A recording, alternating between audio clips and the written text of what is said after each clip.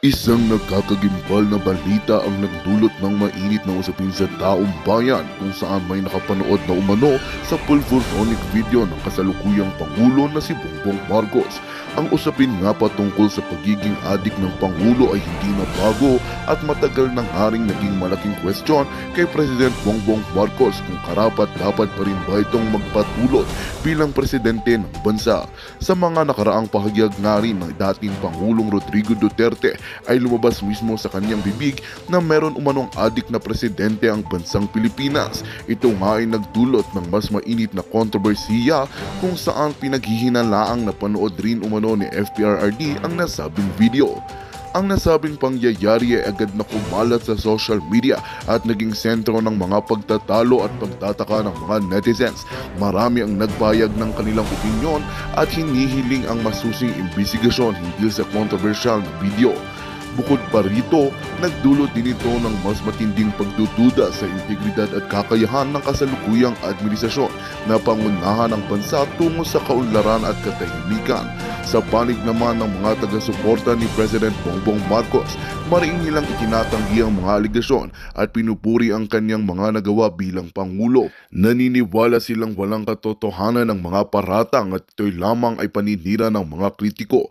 Gayunpaman, patuloy pa rin ang pagtatanong at pag-iimbestiga ng publiko sa likod ng nasabing insidente na patuloy na nagpapalakas sa usapin ng integridad at kredibilidad ng kasalukuyang pamahalaan. Well, ito nga ang balitang ating pagkakatutukan. Ngunit bagong lahat, siguraduhin mag-subscribe at i-hit ang notification bell para sa patuloy na pagtutok sa mga sulyap ng bagong balita sa tunay na boses ng masa.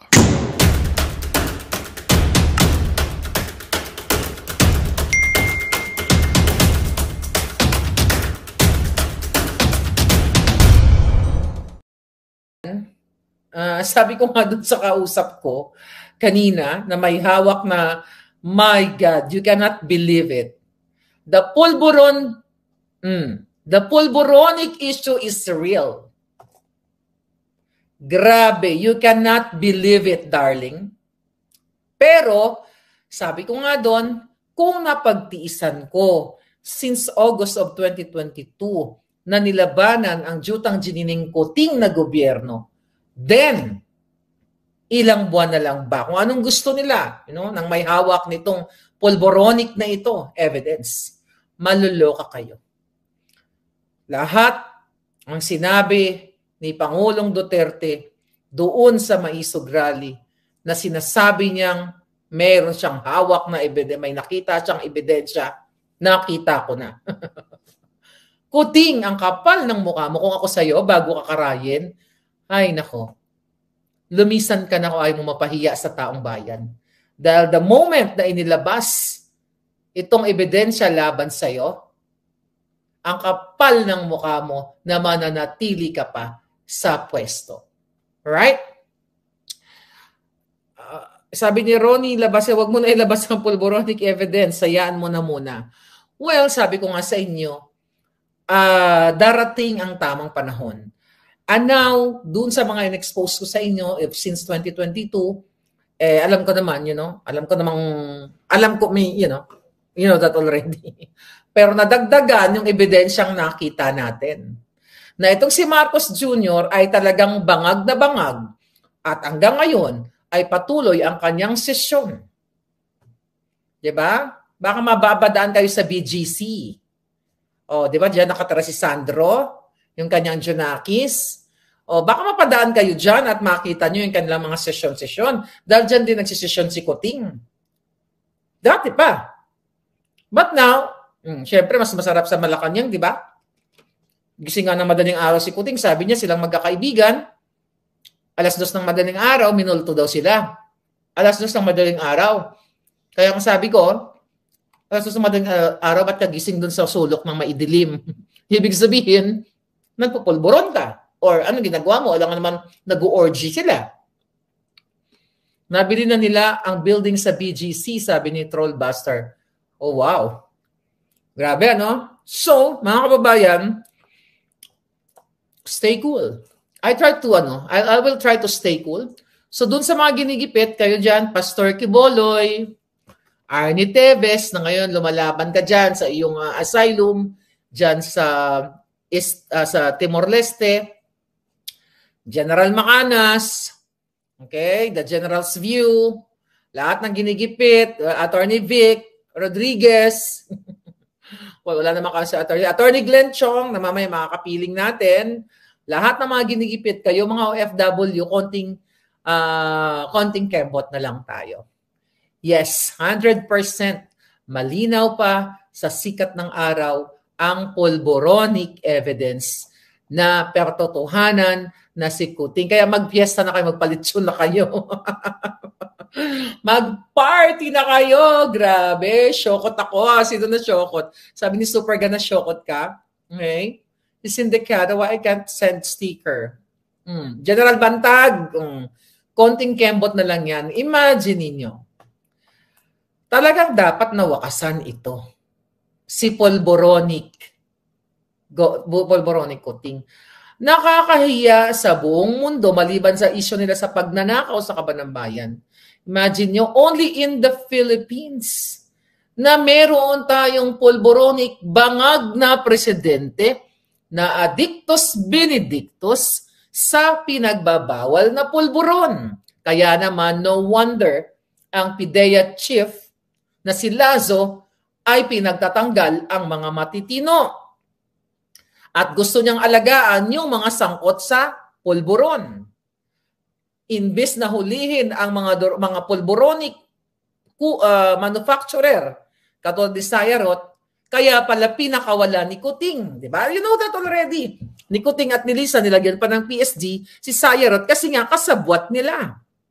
And you will see the evidence in due time, in right time, mga palangga. Kaya pala si Lazo, not si Lazo, si PNP Chief Anacorda, ganun sila. Kaya palang inupo ni Kuting talaga, magtataka, ang mga inupo niya, mga bangag. Confirmed na si Kuting ay isang bangag. Hindi ka na makakatakas, bakla. Kuting, kahit magbatuhan kayo, kahit magsakalan kayo ni Lisa Smugs, hindi ka na makakatakas. Huwag kayong pakakampante mga jutang ginina ninyo.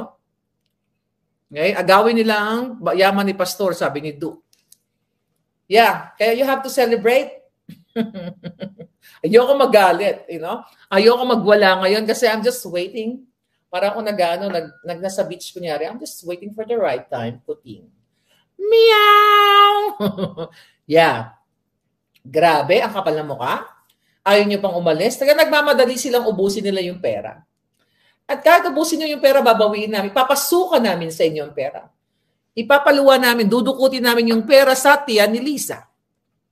Yan, dudukutin namin ang pera sa utak ninyo. Wala, hindi obra ang impeachment. Palangga, Rosario, hindi obra ang impeachment ngayon. Dahil kasabwat nila ang Congress . Hi, Remy, gising ka pa. So, ang pinakamaganda, boses nyo. Wala nang impeachment. Just your voice. Be there. Pag sinjowing na natin ang mga ebidensya, you have to be present. Okay? Dapat nandoon kayo, huwag kayong mawala.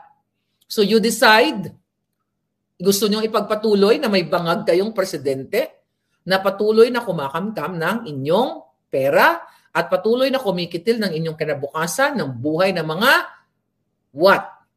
Not only the people from the government na inaatake sa puso dahil tinatanggalan ng trabaho, inilalayo kayo sa inyong mga pamilya, mga policemen, mga military, or mga sundalo. Imagine nyo ganito, kaya po kayo pala ginaganyan dahil talaga namang pulboronic o bangag na bangag ang inyong presidente.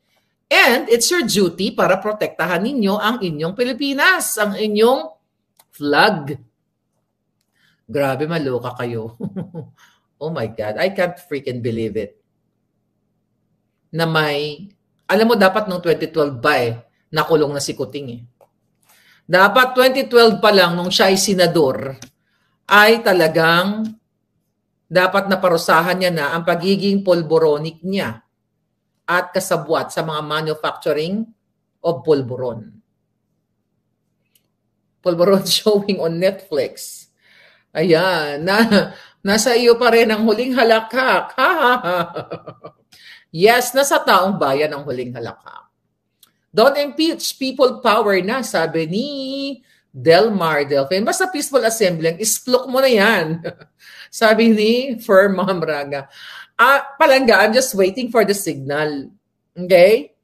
Kung isusplok natin yon. Pero isusplok talaga yon. Huwag kayong mag-alala. Hindi naman naiipit yon.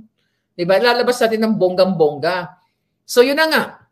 Nako, excited kayo lahat. Basta confirmed. The pulburon na sinabi ni Pangulong Duterte, confirmed. Confirmed. Hindi makakatakas si Kuting. Hindi magsisinungaling ang ebidensya. Mga mata ninyo, kailangan lang nang i-open ang inyong mga mata at ang inyong mga tenga. At pag ready na ang lahat, then we can celebrate. Right? Salot sa lipunan ang pulboronic. Yes! Kaya huwag kayong mag-alala. Alam ko galit na kayong lahat.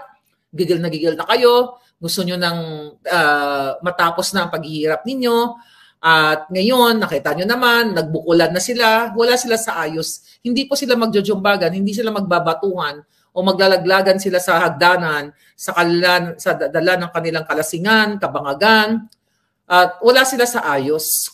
Hindi ganyan ang matino. How come na makapag-lead sila ng bansa kung sila ay laging bangag at nagbubugbugan, nagjujumbagan at nagbabatuhan? We don't need them. We need someone na talagang mag-lead sa ating bansa at hindi tatanggalin yung mga police officers, mga major general, mga generals, AFP, military and everything, na hindi sila tinatanggal dahil gumagawa sila ng tama. Hindi dapat ganun. Okay? Pakita na. Huwag kayo masyadong excited. Okay? Antayin natin ang basbas. Sabi ko sa inyo, huwag kayo masyadong excited. Basta meron. I may say meron. Well, sinabi ko na rin sa inyo, meron, sabi ko sa inyo eh. Ay, nako, nakakaloka. Kaya yung mga kongresistang nagkikiss us dyan, kay Kuting, o baka naman bukas makalawa, kay Inday na kayo. Kaya kung ako sa iyo, Day, markahan mo lahat itong mga to. Yung mga traidor, may nakikisabot kay Romualdez at kay Marcos Jr. na Adictus Benedictus na pulboronic, markahan mo na lahat yan. Day, kasi Day, pag dumating ang panahon, at yan, yung mga nagkikiss us sa'yo, at paboran mo siya, lilipulin namin lahat yan. Makakatikim sa amin. But I know you're smarter than the pulboronic, so markahan nyo na lahat yan. Babaliktad kayong lahat. Tanginan nyo. Kayo, Congress, mamarkahan namin kayo. Pag nakita ninyo, alam naman nila yan. Alam nila. Si Migaon Traidor, yung Migaon yung pukpukita na yan. Pakangkang kay pakangkang sa Masyonda Bells na mga politiko diyan para magkapera, para magka-extra budget, no? Si Migaon. Pakangkang ang jotang ginang Migaong pukpukita. Ano pa? July 30, parang late na yan, yung July 30 na showing. Okay, July 30. Maybe June 30, you don't know.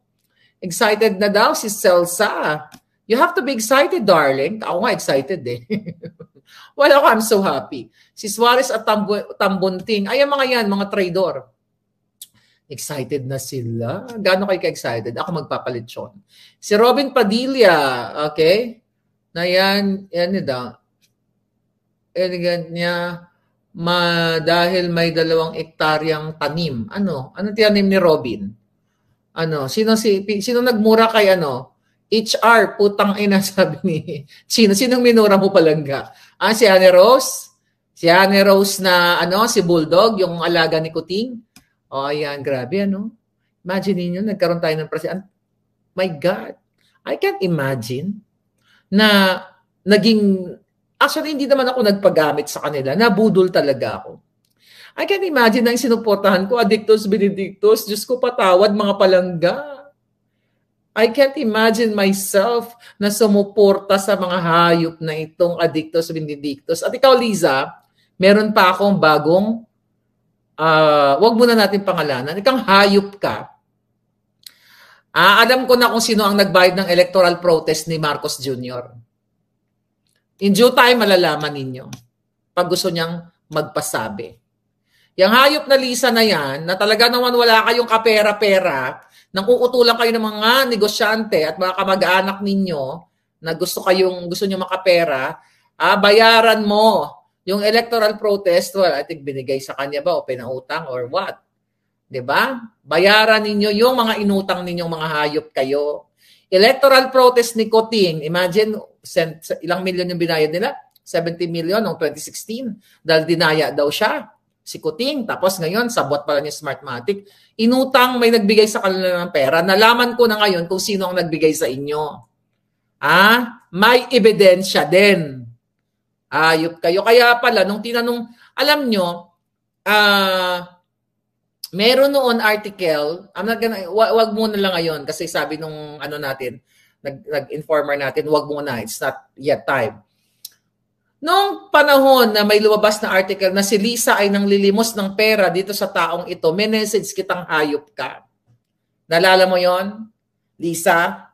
Wala na kasi yung mga message. Nagpalit ako ng telepono. Kung alam ko lang na mabubudol to, lahat ng messages namin since 2017 dapat in-screenshot ko na record ko. But, nalala mo, Lisa Impacta, total nakikinig kang hinayupa ka. Tinanong kita, kung totoo ba na nangutang ka sa taong ito, anong sabi mo sa akin? Hindi. At ayaw mo akong what? Sinabihan mo ko na hindi totoo yan, ganito, ganyan, ganyan. Scammer yan, ganito, ganyan, ganyan. Pala ikaw ang scammer na hayop ka. At yung ebidensya nitong taong to, ilalabas din niya. Well, baka ilabas siya na anytime dahil matapang din yun. Okay? So yan, ang dami pambubulol. Alam mo, mga palangga, you deserve someone na mag-lead sa inyo na hindi ganitong mga addictus, benedictus at mga kawatan. Mga kapalangga. Imagine ninyo, sinisiraan nyo yung tao na nakatulong sa inyong mga hayop kayo. Tapos kinuwaan mo pa pala ng pera? Gago ka? Ang kapal ng mukha mo? Oh, yun mga palangga, ang daming issue na sobrang exciting. Pero ang masasabi ko sa inyo, konting kembot na lang at ilalabas na ang polboronic. Okay? Ang polboron. Imagine nyo? Kaya ang hirap na huwag na kayo magtitiwala sa pamilyang ito. Kahit sino sa mga anak nila. Wala na kayong pagtitiwalaan na mga mambubudol na Araneta Marcos Romualdez. Ba? Ano nangyayari ngayon, mga hitad? Wala. Puro lang balitang kaletsihan. Okay? Kanina, inulat natin sa inyo. Baka naman, ito, di ba may inulat ako sa inyo? At Lisa, baka yakapin ka na rin ni Aida. Di ba? Isa yun sa mga pasabog natin. Pag niyakap kayo lahat ni Aida, ewan ko na lang, si Ate Aida. Ba't ang tagal ng pumantay ang paa ng mga hitad na to? Maparusahan pa sila ng langit. Parusahan pa yan ng langit. Si Charis din ba? Oo, si Charis. Isa ring vangag. Tiyan mo, lagi malaki ang mata. Laging dilated yung mata. Man sa nanay niya. Para mga wakwak. Di ba? Nakita na ba kayo ng wakwak? Parang tarsier na ganon. Ay, nako. This is exciting na mga palangga. Papalapit na tayo sa trophy. Oh my goodness. Kasi alam mo bakit nasabi ko si Aida? Kasi kaso ng Aida sa bansa, posibleng pumalo na raw ng 500,000 sa loob ng 6 na taon. Grabe. Kaya talagang kayo dapat protected chuba-chuchu kayo. Ano ba ito? Ayan, tingnan mo si Kuting at saka si Ahas. 'Di ba? Nag-orgy din siya ng bonggang-bongga. Kaya sooner or later, yayakapin na rin ni Aida yan eh. Sama pa si Taning. Ayan, baka nag-orgy silang 4. Kadiri. Kadiri, mga jutang Genemes. Okay. Ano pa mga chika boom boom? Walang kwenta. Ito mga na to. Itong mga balita ngayon. Tungkol sa mga message ni Kuting. Tama yung na-highlight talaga tungkol sa Semana Santa. Diba? Happy Palm Sunday. No, walang pahinga si Marlica. Kung si Lisa hindi nagpapahinga sa pagnanakaw, hindi rin ako magpapahinga sa pagtuligsa sa mga ginayupak na yan. Ba't tayo magpapahinga? Nagpapahinga ba sila sa pagnakaw ng pera ng bayan?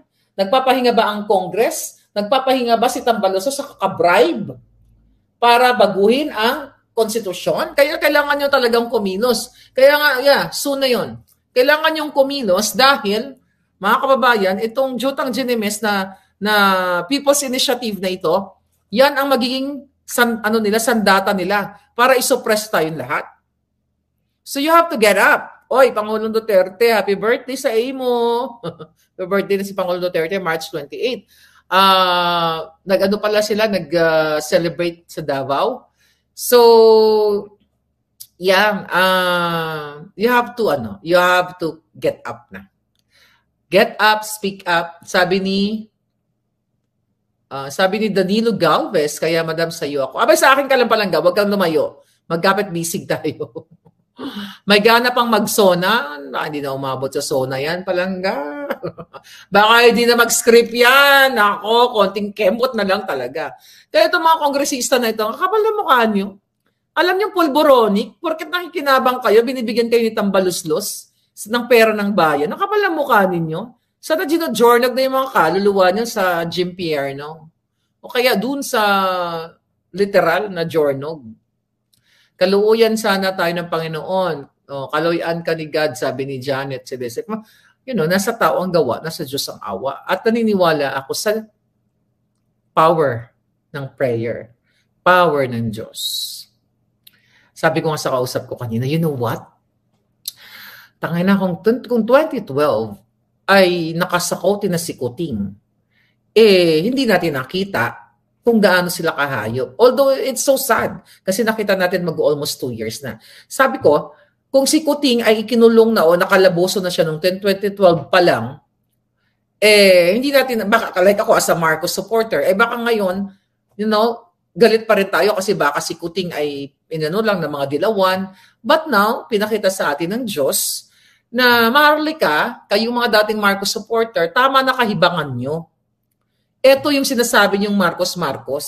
Ito yung asawa niyang Araneta na walang kapaguran. Ito si Tambalusos na kamag-anak, walang kapaguran sa paghubas ng pera ng bayan.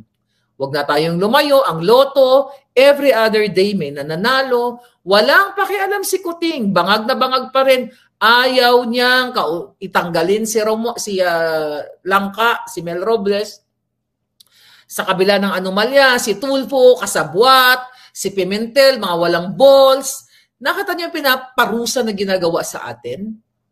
Pero sa pagdating ng showing ng pelikulang Pulboron, you will change your mind. Or start changing your minds now. Kailangan ninyong kumilos. Lahat ng mga religious group, lahat ng mga taong bayan, anuman, wala man kayong paniniwala sa atheist or whatever, you have to be part of this. This is your future. It's not my future. This is your future. My future is here. Diba? Sabi ko nga, sa bawat pagnanakaw nila, hindi man ako naapektuhan eh.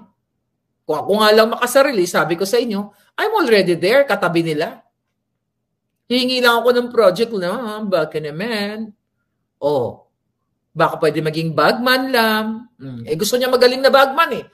Dapat kung yun ang pinili ko, kung this is personal interest, sana hindi na ako nagpapagod dito, magngaw dito. Taliwas sa sinasabi ng pakalat ni Lisa na ako daw ay bayaran.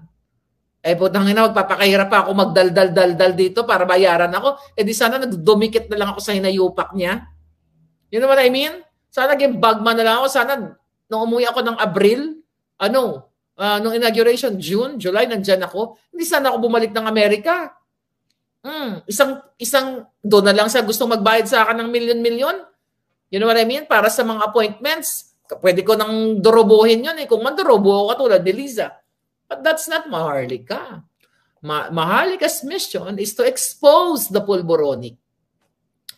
And yan ang binigay sa atin ni Lord. Lord, I'm sorry if I will, use your name, but it's for the goodness, not for whatever. Yeah. Ginamit din kayo ng Panginoon, ginamit kayo ng tadhana para mabuksan ang kaisipan ng even mga Marcos supporters na dati ay tinutuligsa ako. This is not for me. Kung gusto ko lang ng pera, nakita ninyo, gusto ko lang ng pera panahon pa ni Duterte Paulit-ulit ako. Last minute, January of 2022, noong usap kami ni Secretary Andanar. Ulit-ulit ko yan kasi alam niya yan. Ang sabi sa akin, Maharlika, meron pang natitirang 1 taon si Pangulong Duterte. Okay, anong gusto mo? Sabi ko sa kanya, sabi ko na ganun, wala naman akong interest. I'm not ready for now. Sabi ko na, at hindi ako qualified. Kung gusto ko lang ng pera, kung gusto ko lang ng posisyon, 'di ba? Kung gusto ko lang magnakaw, napanalo na natin si Kuting. Nandoon ako kay Lisa Smugs. 'Di ba? Pero okay, eto. Never ever siya nagpakita sa akin na gusto niya akong maging part ng kanilang pagnanakaw. Why?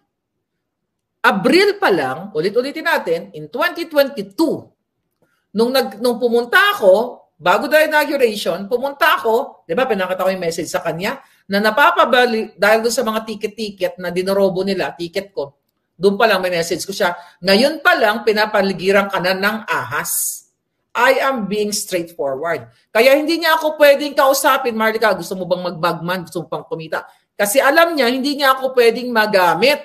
Pero may mga ibang tao na nakarating sa akin na tinitest sila ni Liza kung paano maging bagman, kung paano maging kasabwat. Yan. Tapos ngayon sasabihin si Maharlika may nagbabayad. O sige nga, China daw.